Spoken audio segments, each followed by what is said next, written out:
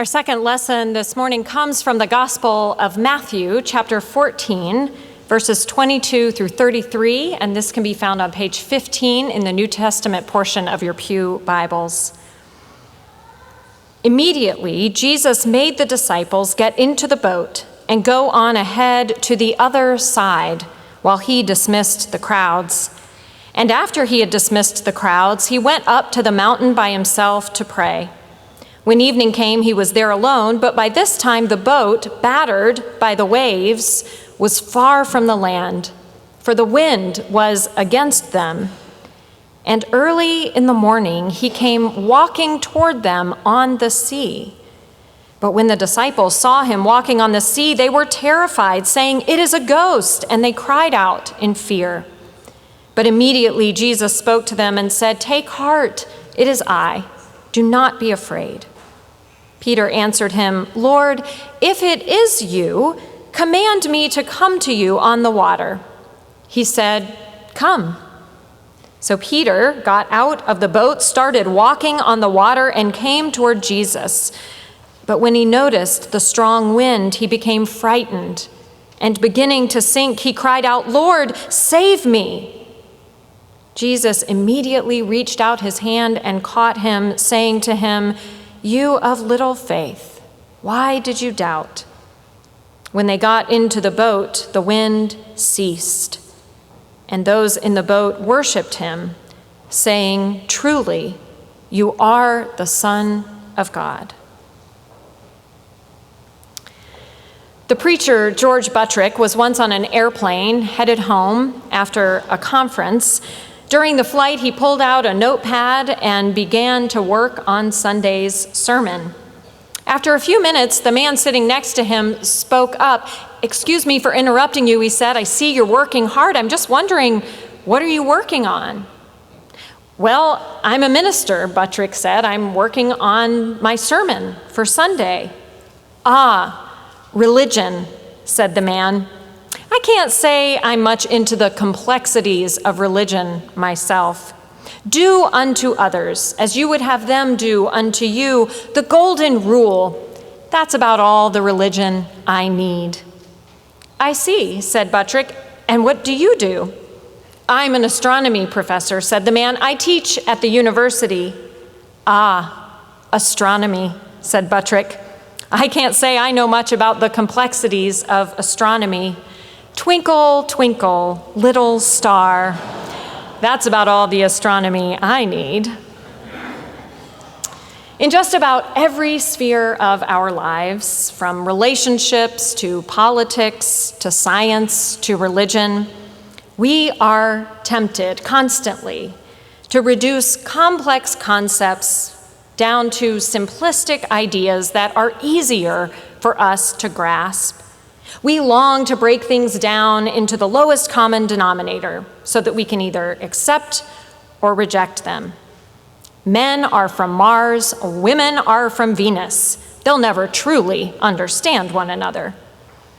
Everyone knows that a certain type of person goes to the University of Virginia and a completely different type to Virginia Tech.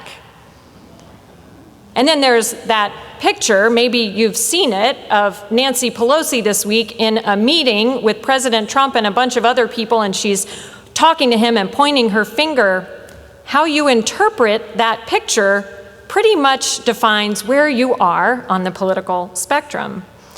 Something about being human makes us prone to categorize, compartmentalize, and stereotype. We long for certainty. Can you think of a time when you thought you understood something or someone completely? When you really thought you knew what this person or organization or idea was all about? But then something happened and your sense of certainty was called into question. It's not a great feeling, is it? It's disorienting and sometimes disappointing. And yet, if the stories of our tradition teach us anything, it's that it is when we admit and even embrace uncertainty that God begins the hard but important work of transforming us. Not long after my friend Samantha graduated from seminary in New York City and accepted a call to a Presbyterian church in Asheville, a church that was committed to social justice and activism, she took a trip to New Orleans with some friends. She and her friends marveled at the way this city brings together this wild mix of cultures: French, Cajun, African, Spanish, English, welcoming all kinds of people as they are. One day, Samantha and her friends took a self-guided walking tour of some of the city's historic houses. They came upon a beautiful yellow mansion, which had a sign in front identifying it as an inn. They began talking to the manager of the inn, who was sitting on the porch, and Samantha asked him, "Tell me the history here. Who used to own this house?" "Well, actually, it was owned by a Presbyterian minister," the man replied. Samantha's face lit up. "Really?" she said. "I'm a Presbyterian minister." "Is that right?" the man said. "Well, that guy's name was the Reverend Benjamin Palmer, and he was a big racist. In fact, they say it was his Thanksgiving sermon that inspired the state of Louisiana to break away from the Union." "Huh," Samantha said. "Did I say I was a Presbyterian minister?" What she wanted most in that moment was to become invisible. She had been so certain of what it meant to be a minister in her tradition, a follower of Jesus Christ. And she left deeply unsettled by the realization that someone with the title Reverend would perpetuate injustice and suffering rather than work to eliminate it. At the beginning of the passage we heard today, Jesus doesn't just invite the disciples to take a boat to cross the sea, a sea notorious for getting swept up in sudden storms. He makes them go. The Greek says he compels them to go. And they're not going to their homes or a familiar vacation spot. He sends them to the other side, to an unfamiliar place, to a people they don't know, to a destination that was probably not particularly appealing. But they go, and sure enough, a storm kicks up. Now, this isn't the story where the disciples are afraid that they will perish in the storm. In this story, it seems that these experienced fishermen can handle the storm, but the wind is so strong it prevents them from getting all the way into shore. They are delayed more than they are dismayed, until in the early hours of the morning, when they're physically and emotionally exhausted, they see someone walking toward them on the water. They can only assume it must be a ghost, and that is what terrifies them. The uncertainty of who this could be and what this could mean. But then Jesus calls out to them, "Take heart, it's just me." You can imagine their collective sigh of relief. But Jesus' words are not enough reassurance for Peter. Do you remember Peter? Eager, impetuous Peter, the disciple who always forgets to raise his hand before he blurts out the answer to Jesus' every question. This moment is no different. Peter does not hesitate. "If it's you, Jesus, command me to come to you on the water." In the midst of fear and uncertainty, Peter seems to think that the way to find out for sure that this is Jesus walking on water is to see if he will invite Peter to leave the relative safety of the boat and come closer toward him across the waves.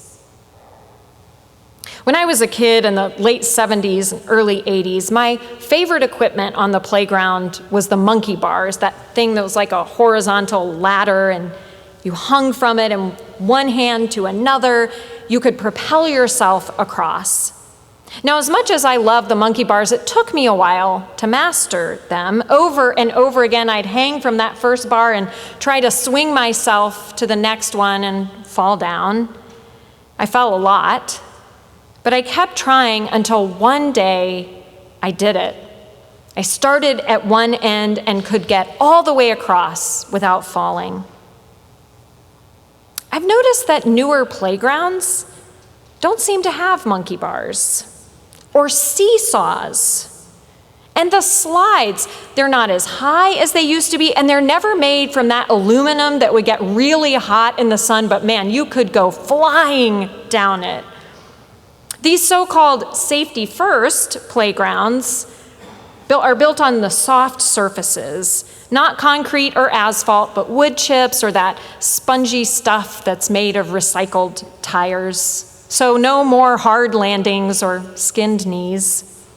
Now, there is nothing wrong with wanting to keep our children safe on the playground, but studies have shown that when we make an environment too safe, when we make it too easy, children don't have the chance to take risks, to push themselves, sometimes literally, to new heights.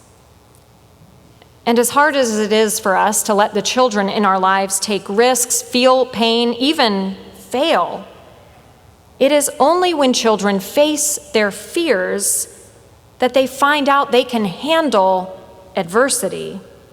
It is only when we take risks that we discover our capacity for resilience, problem solving, self-reliance.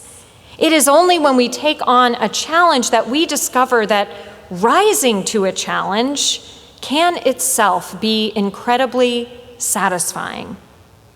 As a commencement speaker once said to the graduates of Ohio University, developing a skill is painful, it's difficult, and that is part of the satisfaction. You will only find meaning in what you struggle with. You will only find meaning in what you struggle with.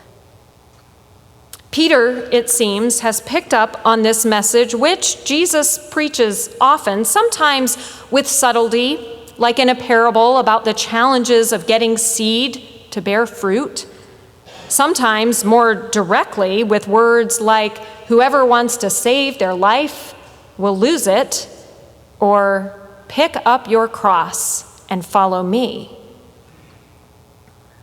Like Peter, sooner or later on our journeys of faith, we will discover that anything worth having will cost us something, whether it's money or time or effort or our sense of safety, security, and certainty.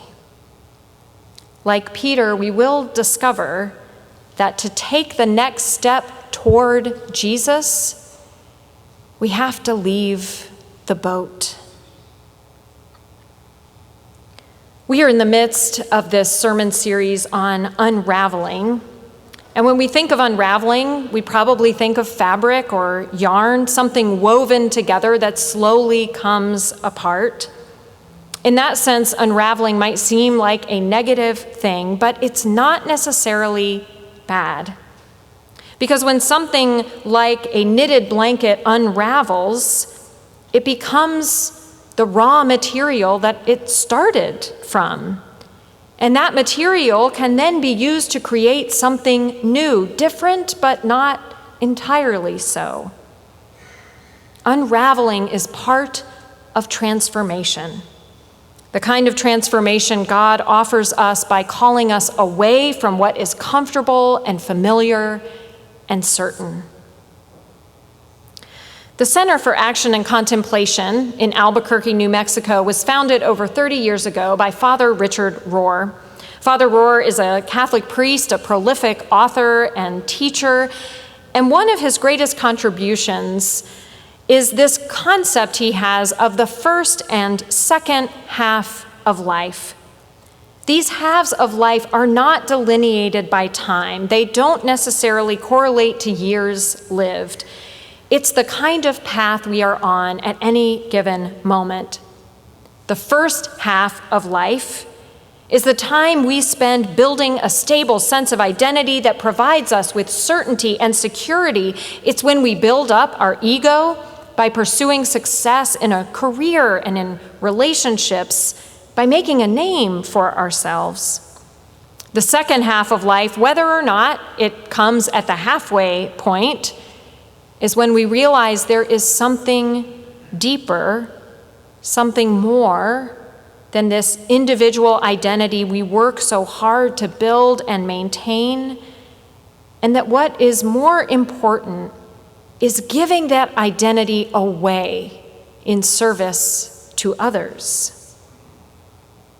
In a recent interview, Michael Poffenberger, the current executive director of the center, reflected on the value of disruption in our lives. Almost to a T, he said, the people who come into our programs come because something in their life is falling apart. Somebody died. They lost their job. Their faith container fell apart. Their old certitudes no longer make sense, and they feel in the dark. He continues, the contemplative tradition that we teach is really about how you hold the wisdom in that unknowing, how you settle into the reality that our lives are a mystery rather than focusing on the upward climb. A pastor friend of mine has a similar view of disruption. He says he feels it is his job as a minister to help the members of his church hit their midlife crisis as early in their lives as possible. Because this kind of crisis creates an openness and receptivity to God that few other things can. A midlife crisis is a moment when what we thought was certain is suddenly thrown into question, whether that crisis is one of vocation or values or relationship or identity. It's the kind of moment the disciples experience when, in the midst of this overwhelming storm, Jesus shows up, moving toward them in a whole new way. It is this kind of uncertainty that can open us up to the transformative work of God, that can inspire us to draw closer to God and discover not only who God is, but what we are capable of when we draw near to God and God draws near to us. When Peter asked Jesus to command him to come out of the boat and walk on water, it's because he had already learned that this is how we recognize God at work. When God disrupts our usual ways of being and thinking and doing to transform our understanding of who we are and what we're capable of. And for a moment, for Peter, it works. He walks on water. But when he gets distracted by the storm and begins to sink, he doesn't turn and swim back for the boat. He doesn't just disappear all of a sudden under the waves. As soon as he begins sinking, he cries out to Jesus, "Lord, save me." And immediately, the text says, Jesus reaches out to him. This cycle of faith is clear. Invitation, disruption, transformation. And with it all comes the realization that we don't have to weather the storm or walk on water alone. It is God who will disrupt us by calling into question everything about which we are certain. It is God who will command us to leave the safety of the boat and get up close and personal with the storm. But God is also with us in every single moment, close enough that when we come face to face with uncertainty that unravels everything we thought we knew, that is the very place we will find God, who offers us not the comfort of certainty, but wonder and mercy and love. enough to see us through any of life's storms. Amen.